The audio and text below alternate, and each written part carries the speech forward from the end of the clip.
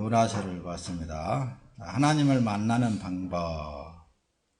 서두에 여러분들에게 하나님을 만나는 방법에 대해서 말씀을 드렸습니다. 구약시대에는 제사법을 통해서. 근데 오늘은 자신의 삶의 표적을 살펴보라. 그러면은 삶을 통해서 여러분들이 나타나신 하나님을 만나게 되는 거예요.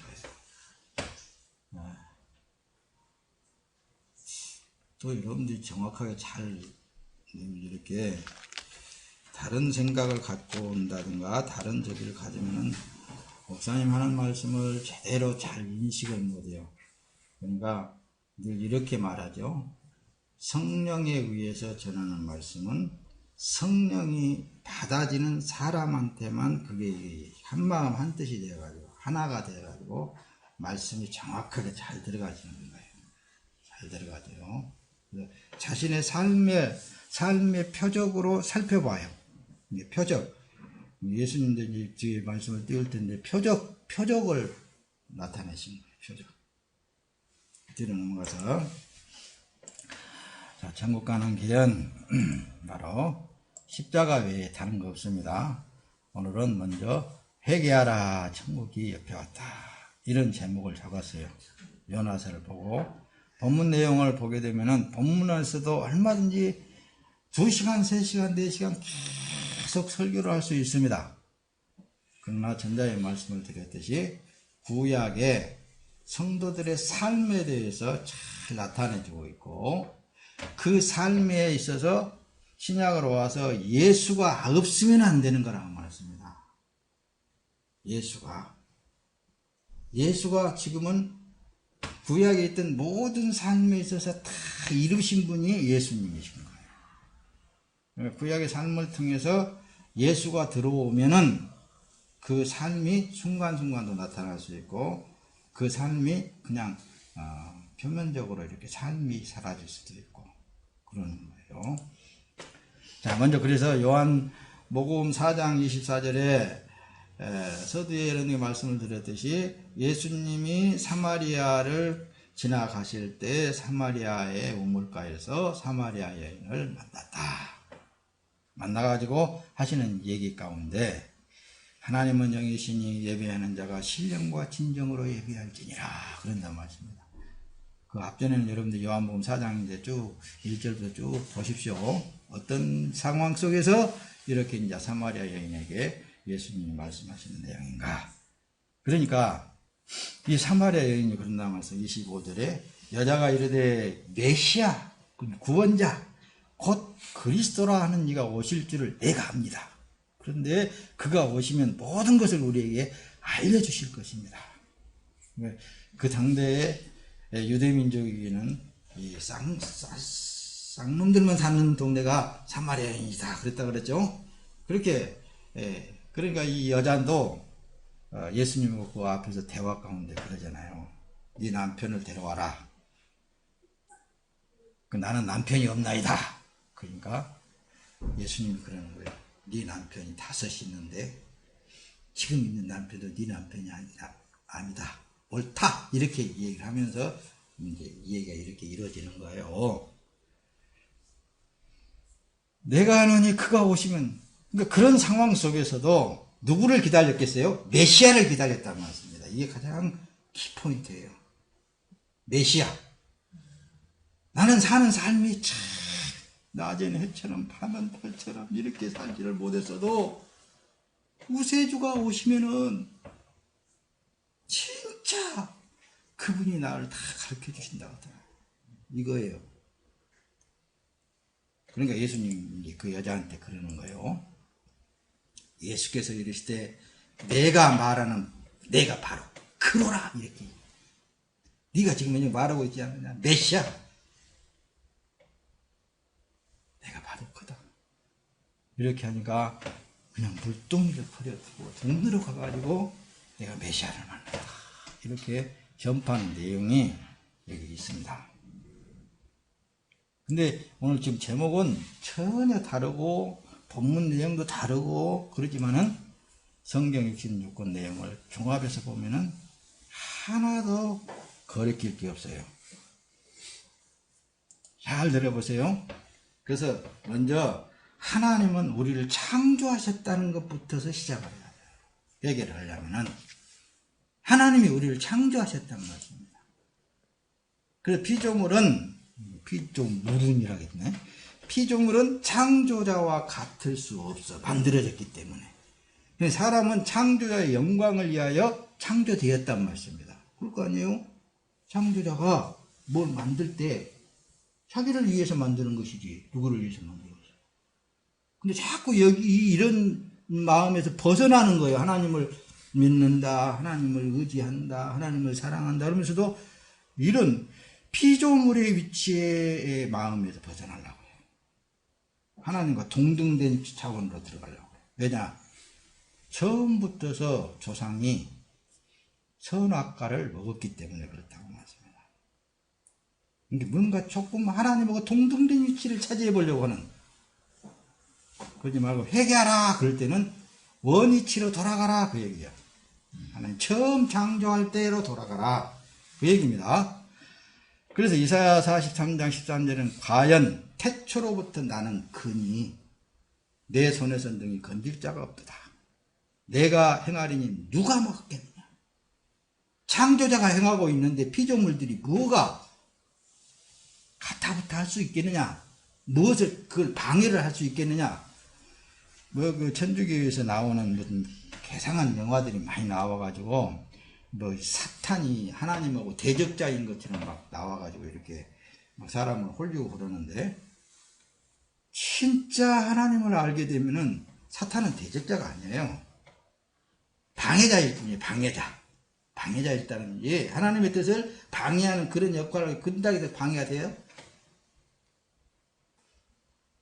누가 내 손에서 건질 자가 있겠느냐? 내가 행하리니 누가 막을 수 있겠느냐? 절대로 막을 수 없는 거예요.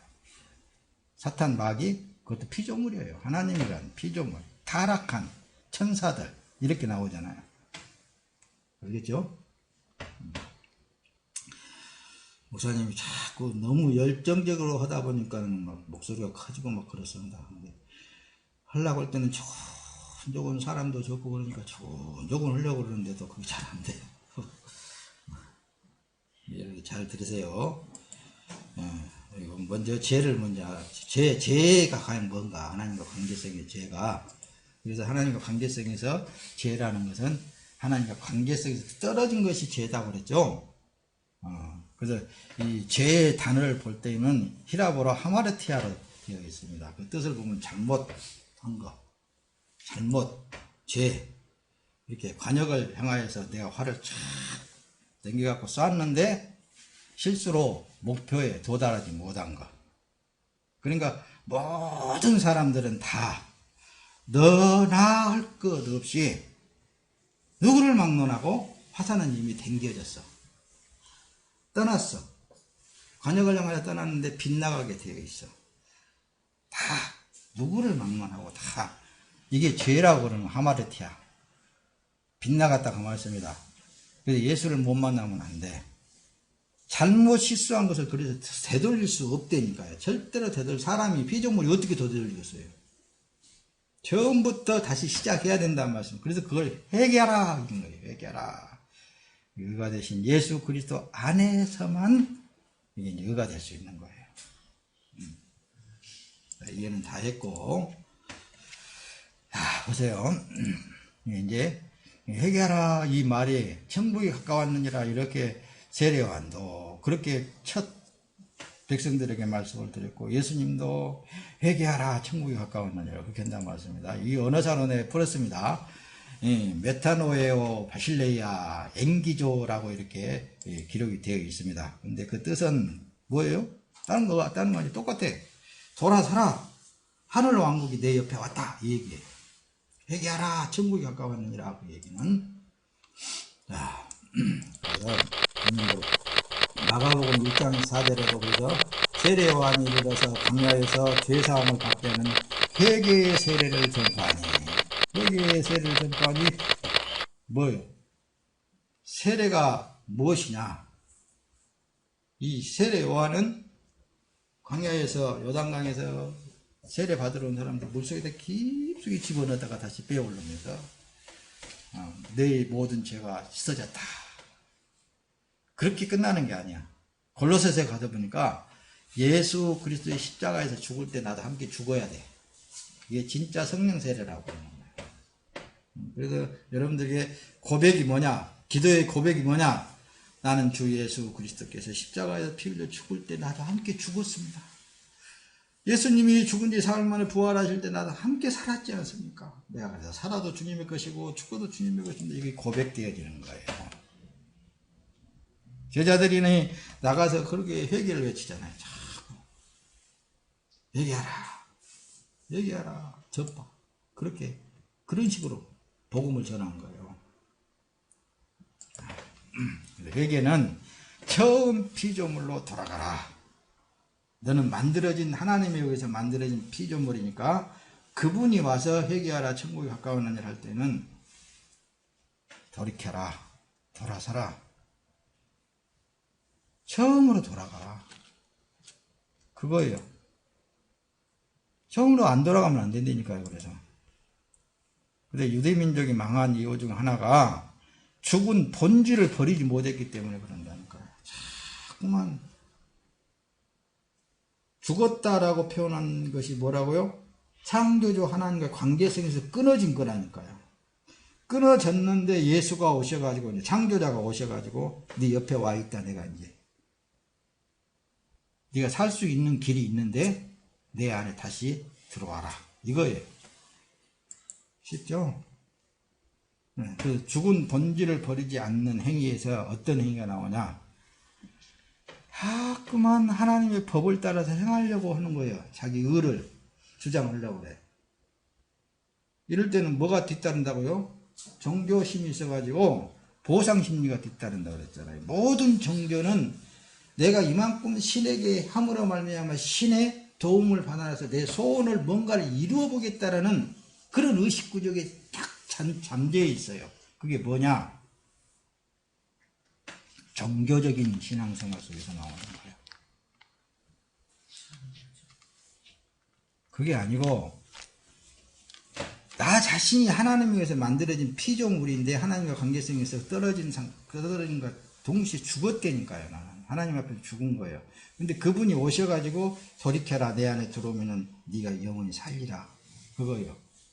뒤에 가서 말씀을 보면 나를 먹는 자는 내 안에 거하고 나도 그 안에 거한다. 예수님이 직접적으로 그렇게 말씀하시잖아요. 요한복음에 그랬죠. 그 유대민족이 구원을 받지 못한 이유 중에 바로 구원자가 되신 예수 그리스도를 배척했다는 말씀입니다.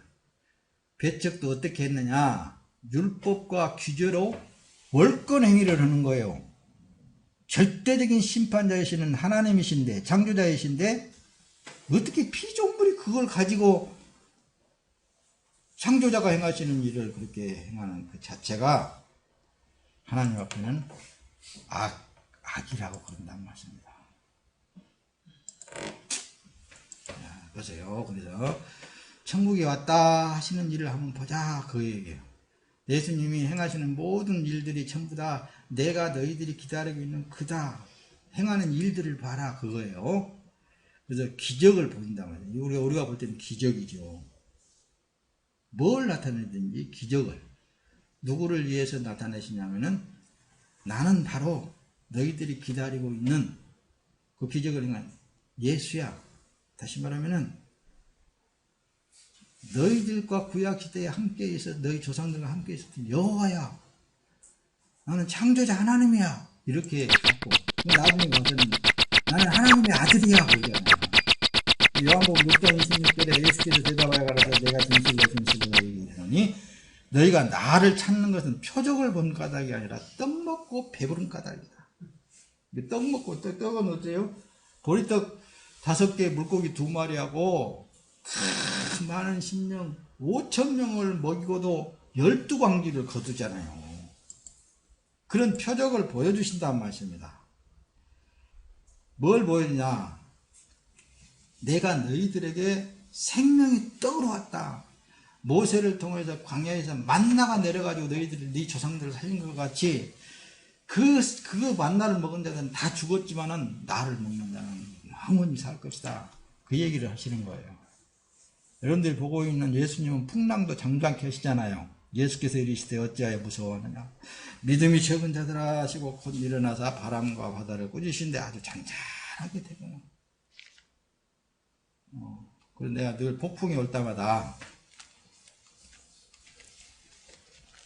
저 폭풍은 하나님이 다 움직이신다는 그러는 거예요.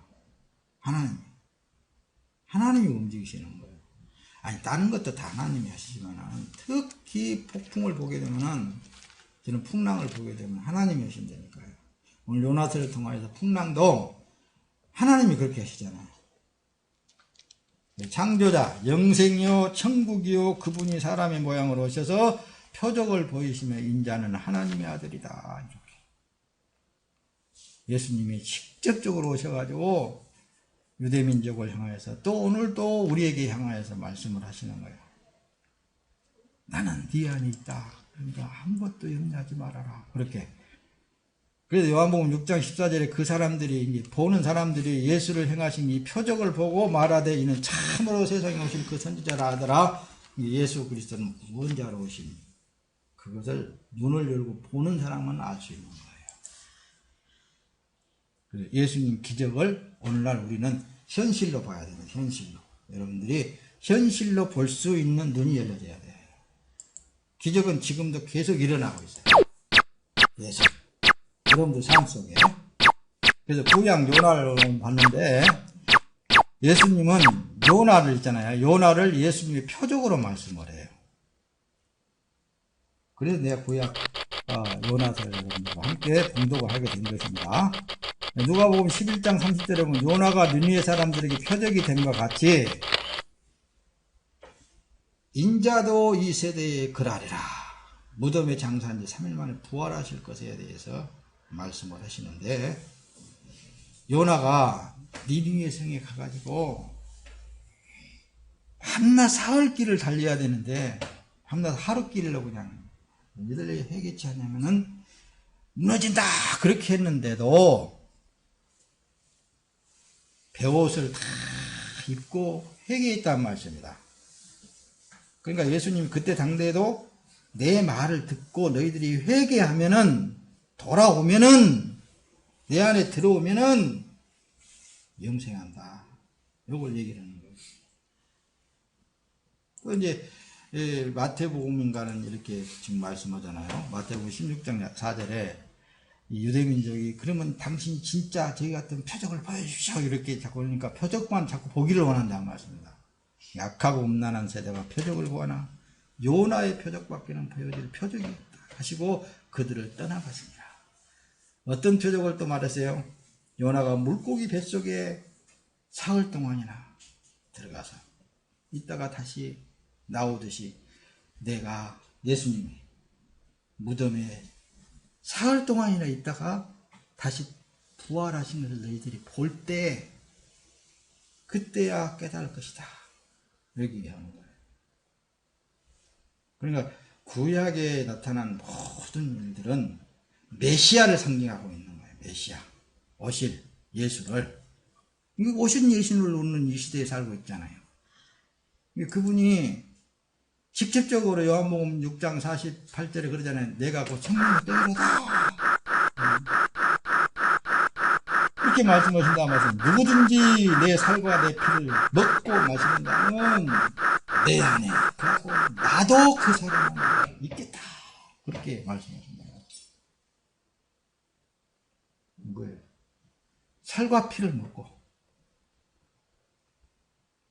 그 예수님 당대에 있잖아요. 초대교회 시대에는 이 사람의 피를 먹고 마신다. 막 그렇게 가지고 또 한때는 구박한 때가 있었답니다.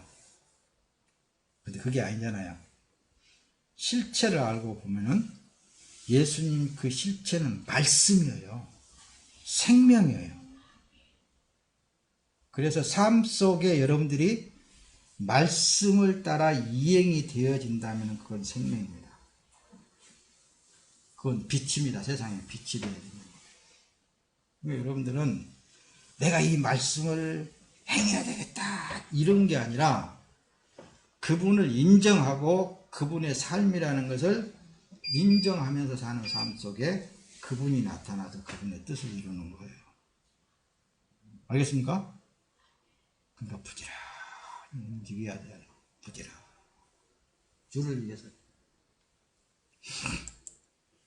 자, 요한복음 16장 28절에는 내가 아버지께로 나와서 세상에 왔고 다시 세상을 떠나 아버지께로 가노라 하시니,